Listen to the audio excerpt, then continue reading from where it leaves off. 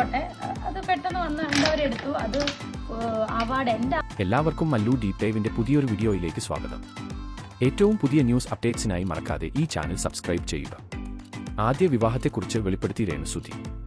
ഒരു മാസത്തോളം പോലും നീണ്ടു നിൽക്കാത്തൊരു ബന്ധമായിരുന്നു തന്റെ ആദ്യ വിവാഹമെന്നും സുധിച്ചേട്ടൻ പറഞ്ഞതുകൊണ്ടാണ് അതിനെക്കുറിച്ച് താൻ എവിടെയും സംസാരിക്കാതിരുന്നതെന്നും രേണു പറഞ്ഞു. മുൻപ് ഞാൻ വിവാഹം കഴിച്ചിട്ടുണ്ട്. സുധിച്ചേട്ടനും മറ്റ് ആളുകൾക്കും അറിയാം.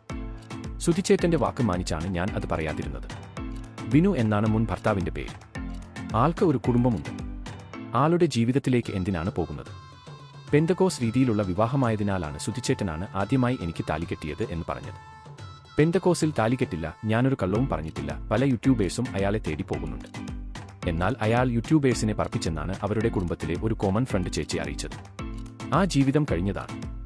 അതിനുശേഷം ഞാൻ സുധിച്ചേട്ടനെ വിവാഹം കഴിച്ച് രജിസ്റ്റർ ചെയ്ത് താലിയും കെട്ടി മോതിരവും ഇട്ടതാണ്. പിന്നെ എന്തിനാണ് ആദ്യ വിവാഹത്തെക്കുറിച്ച് ഞാൻ പറയുന്നത്? ഇപ്പോൾ ഓരോ ആരോപണങ്ങൾ വന്നതുകൊണ്ട് മാത്രമാണ് ഞാൻ സംസാരിക്കുന്നത്. എനിക്ക് അറിയായിരുന്നു ഈ ബന്ധം നിലനിൽക്കില്ലെന്ന്.